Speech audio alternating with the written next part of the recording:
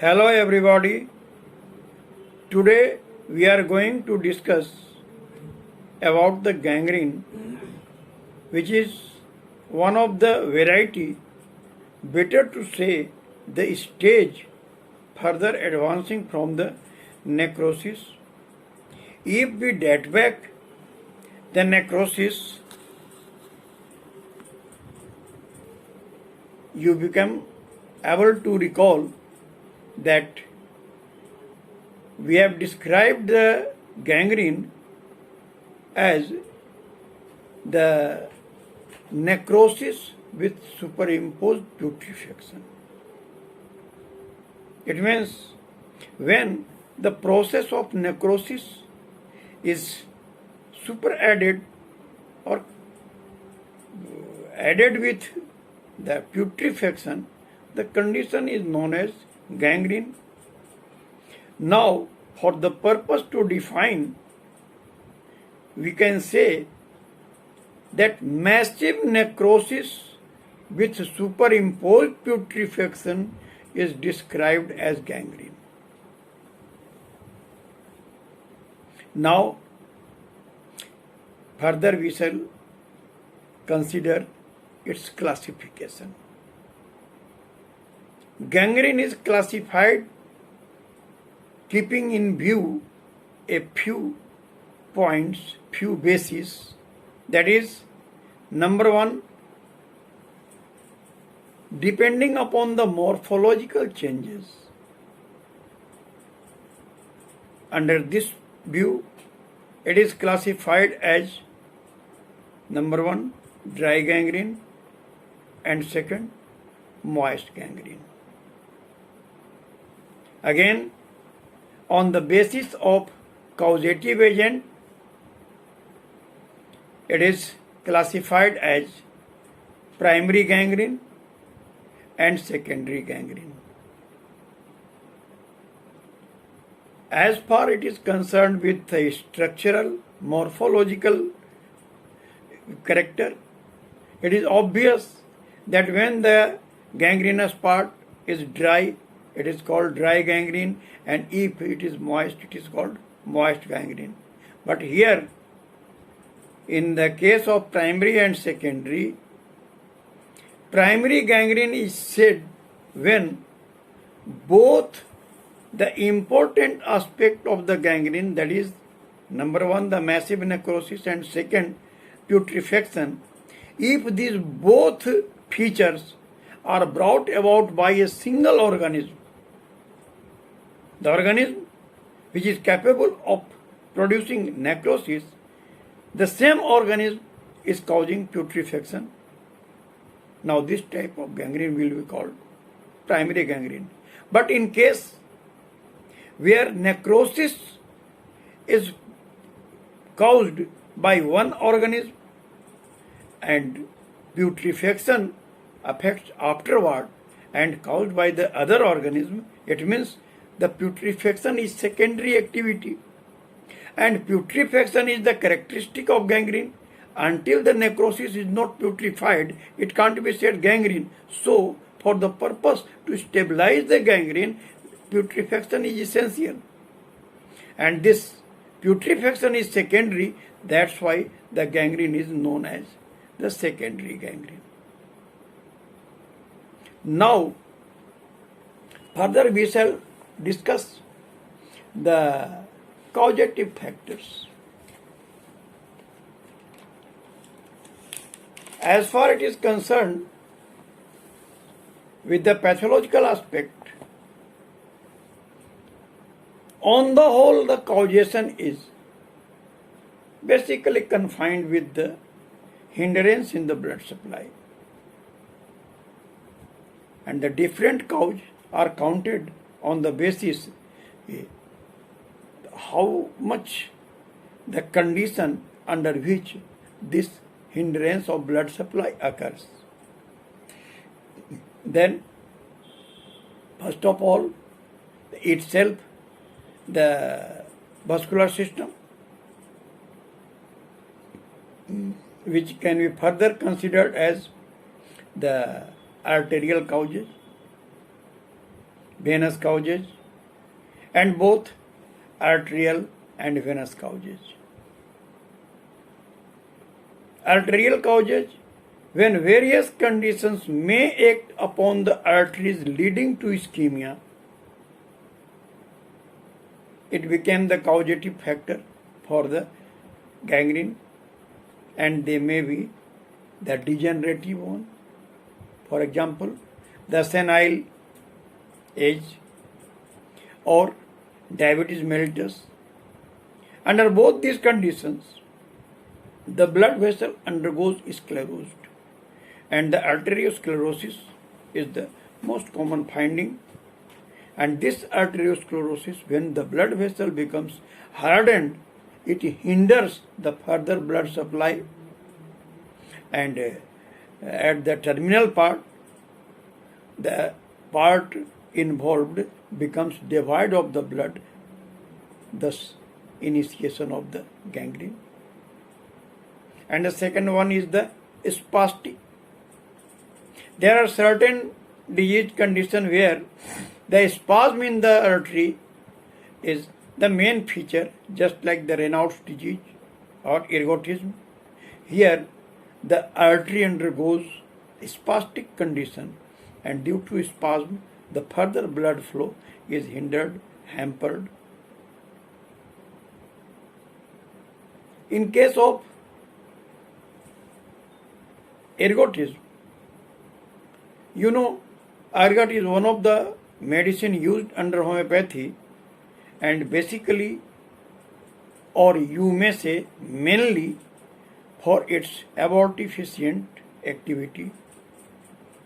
And most of the practitioners, under unjustified decision, they tried to cause abortion with the help of this ergot, and ultimately, in most frequent cases, the gangrene occurs, which causes or terminates into the fatal result. And the next one is the inflammatory. For example, the Buerger's disease, where the blood vessel inflames, and due to inflammation, the internal lumen becomes constricted, hindering the further blood flow across it.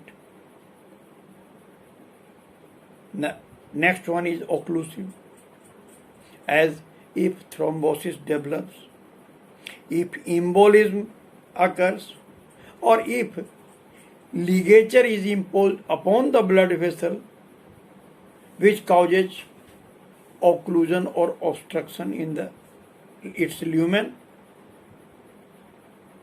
And the next one is the congenital defect in the vessel wall, which is the developmental defect when the vessel wall is not developing, not being prepared congenitally to the level that it can freely or sufficiently perform its function of the passage of blood. These are the features which is concerned with the artery. Now here one thing I would like to quote you, that at the time of emergency, you must know, emergency before the student is only the examination hall. And there, if you want to recall these features, and in anxiety, you may fail to recall all of them. So I would like to give you just a tip that is most relevant to your age. The young age group most frequently becomes more attracted towards the disco. Here, I propose the term disco, and if you interpret, you will find these all. For example, D, representing the degenerative, like the senile or diabetes. I representing inflammatory, like the Raynaud's disease, ergotism. S spastic, sorry, inflammatory is the Buerger's disease and spastic is the Raynaud's disease. Spastic and ergotism. Spastic condition representing the Raynaud's disease and ergotism, while the inflammation refers to the Buerger's disease. DISC congenital and O occlusive. With the help of this term disco, you can recall all these arterial causes. And now the vein, extensive venous thrombosis is the cause lying in the vein which may produce gangrene, and further both artery and vein. Such condition may occur in case of trauma or ligature where the both artery and veins are occluded, and in this way the blood supply hampered. Now the next one is the infective cause, where there are certain organisms causes infection and produces gangrene, like Clostridium welchi producing gas gangrene.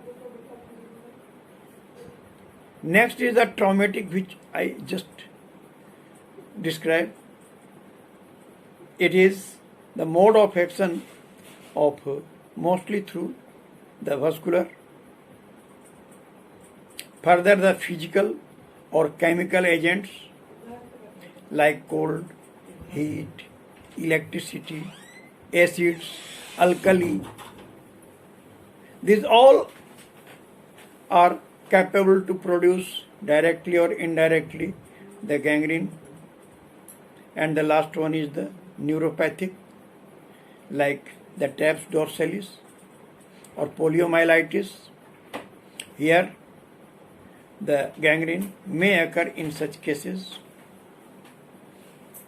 So these are the on the whole causes which may produce the gangrene. Now, if we review in the pathological aspect of the gangrene, the basic histological change in gangrene is necrosis.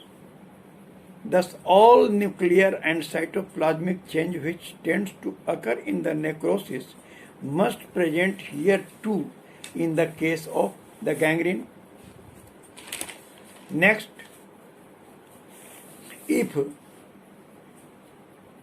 in addition, due to putrefaction, some chemical compounds are produced which can be detected both micro and macroscopically.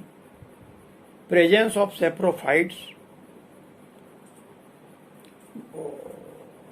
which causes putrefaction, is an important finding. Finally, the tissue forms a granulation debris, especially in the most varieties. Now, the next important to be described is the site where the gangrene tends to occur most frequently, and in this regard the sites, the possibility of the different type of gangrene depends upon the site involved. The most frequent site of its occurrence are the skin of the extremities, but lung, bowel, mouth, cervix, vagina. These are also of the equal importance in this regard. Possibility of dry or moist variety depends upon the situation as follows. As number one, scope of evaporation from the affected area. It is important to know that the skin has better scope for evaporation. Thus, gangrene occurs on the skin are usually of dry variety. The next one is mouth and vulva. Though these both organs have better scope of evaporation, but because these are accordingly supplied with certain fluids, as mouth with the saliva and the vagina with secretion from the Bartholin glands, which keeps the part moist, and so in spite of the scope of evaporation, this part develops the moist gangrene. Again, the lung and bowel, they remains naturally moist because they are the internal organ. So naturally, if they develops gangrene, they must develop the moist gangrene. Again, if gangrene is due to arterial obstruction associated with poor venous drainage of the part, gangrene should be of moist variety. Due to logging of the affected tissue with the fluid. And the next, moist gangrene may occur sometimes due to sudden arterial embolism in the limbs. Such happens because the healthy vein is not given a scope for draining due to abruptness of the arterial obstruction. And again, as I told earlier, that the area where scope of evaporation is better, it will develop the dry gangrene. In spite, if the infection is the cause, when infection is in the etiology, the gangrene should be of moist variety. Now we shall talk about the types of the gangrene, which has already been discussed under different point of view. Among them, the types grouped on the basis of the morphological point of view, which is also recognized as its clinical type, and the first one is the dry gangrene. It is commonly recognized by considering the features as follows. At first, the area becomes cold, pulseless, greasy to touch, and somewhat transparent. That is due to release of fat from the cells. And later on, the area becomes dried up, shriveled, and mummified.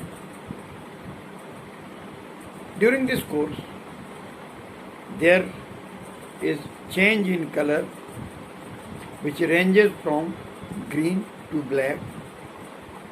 The black color is due to iron sulfide, and the characteristic nasty odor due to production of indole and scatol gas as a result of decomposition of the protein substances inside the muscle. The gangrene starts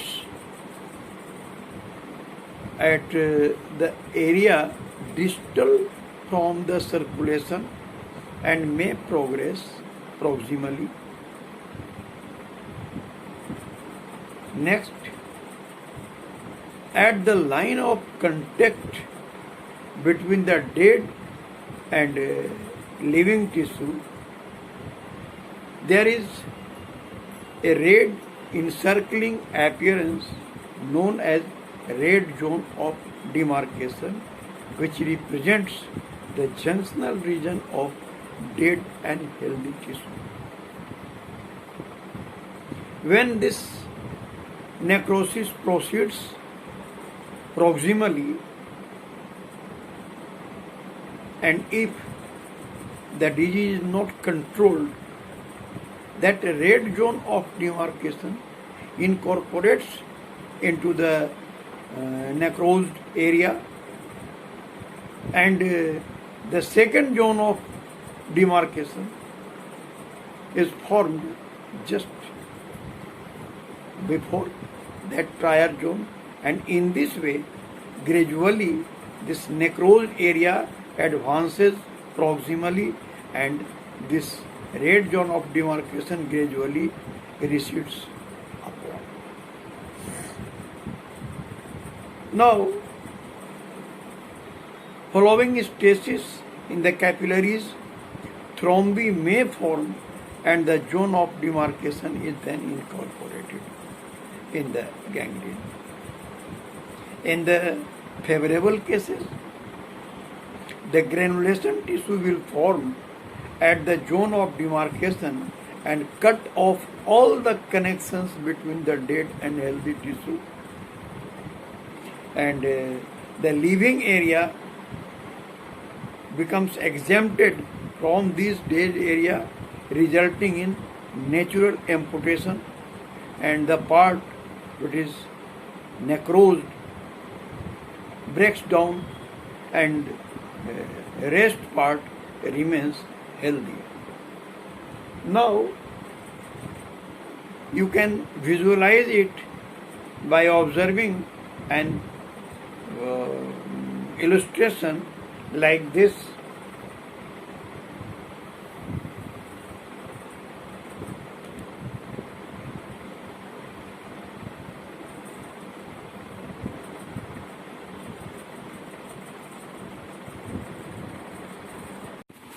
Here you will see the different shades of the initial phase of gangrene, which is going to be started. Now you can see here in the toes, the fourth toe, third toe and second toe. Fourth toe shows the most initial change, while the second toe, it shows some swelling and transparency, and the third toe, it shows established gangrene.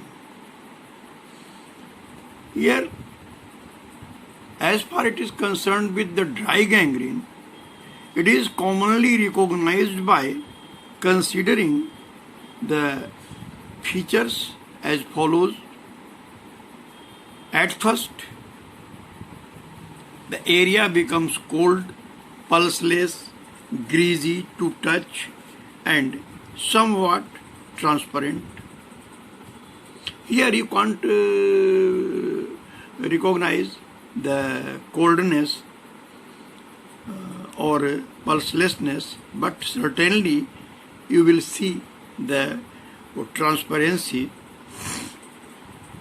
and later on the area becomes dried up, shriveled and mummified like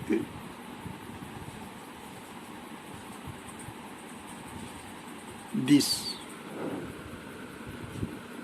Here you can observe almost all the fingertips, or better to say the distal phalange, in its area undergoes the dried up and shriveled condition. Changes in color ranges from green to black. The color black is due to iron sulfide. Deposition of iron sulfide changes the color black. As a result of such changes, the nasty odor occurs at the site due to production of indole and scatol. Though this indole and scatol is characteristic of the gas gangrene, still to some extent they comes out, and in almost all variety of gangrene may show more or less the odor of this indole or scatol.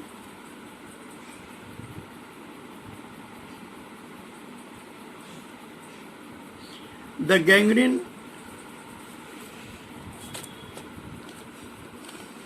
starts at an area distal from the circulation and may progress proximally at the line of contact between the healthy and necrosed tissue. You will find a confirmed and obvious demarcation line that is known as red zone of demarcation, though it is not actually the same which I am saying, but I can exemplify this appearance which I want to say you.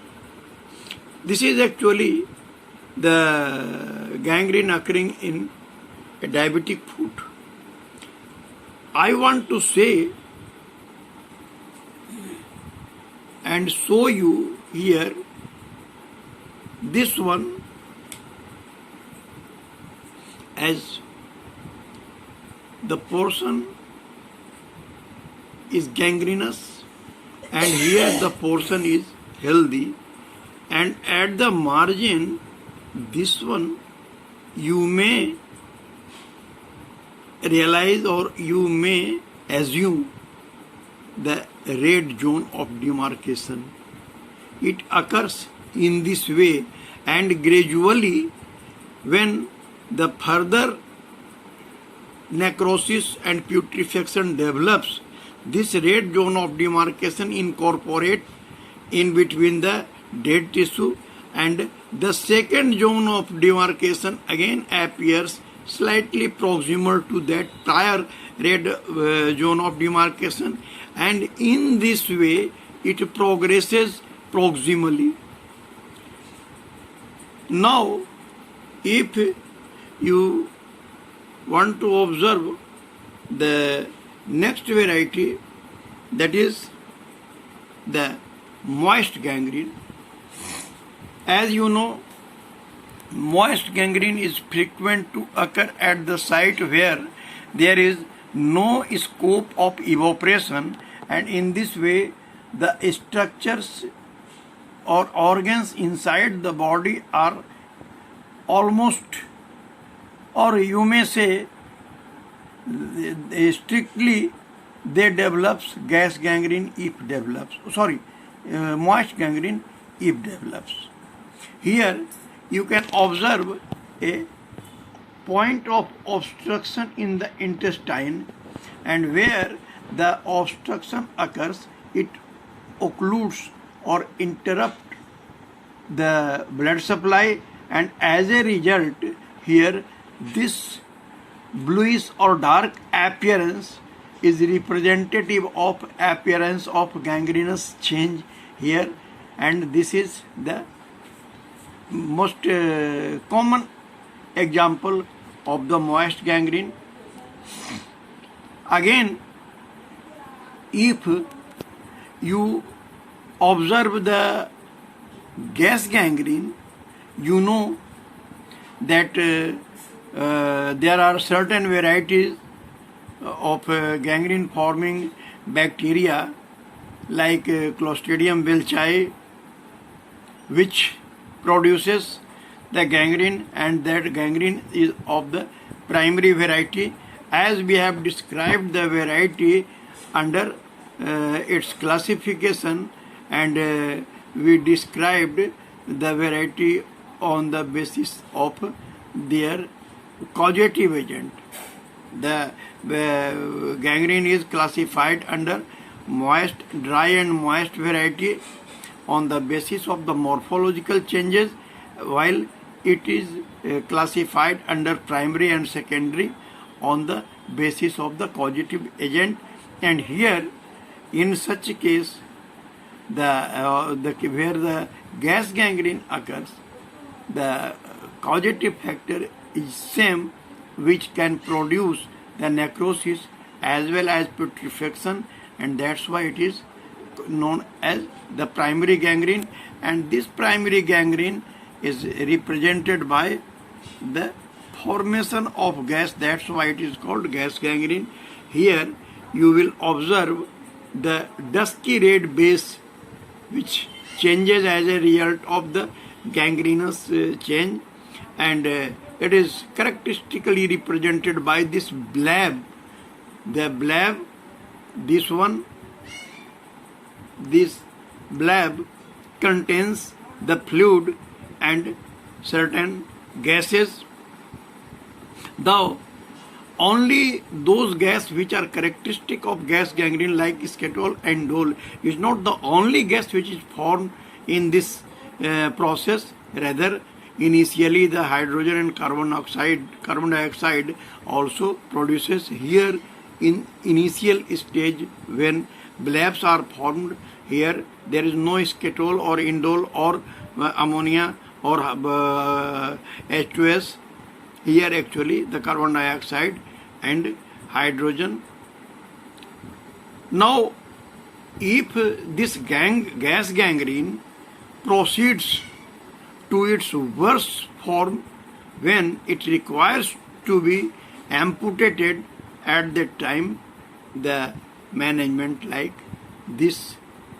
You can see here the gangrene is extensive and most worst form, where the patient is in the OT and the all arrangement has been done for the amputation of this limb. Here you can see the deep dark color of the blabs occurring on the surface. They are numerous, and this type of blabs, they contains all those gases which are characteristic of gas gangrene. Now we shall observe this arrangement where the patient is ready for the purpose to amputation, which is the result of the gas gangrene when becomes worse.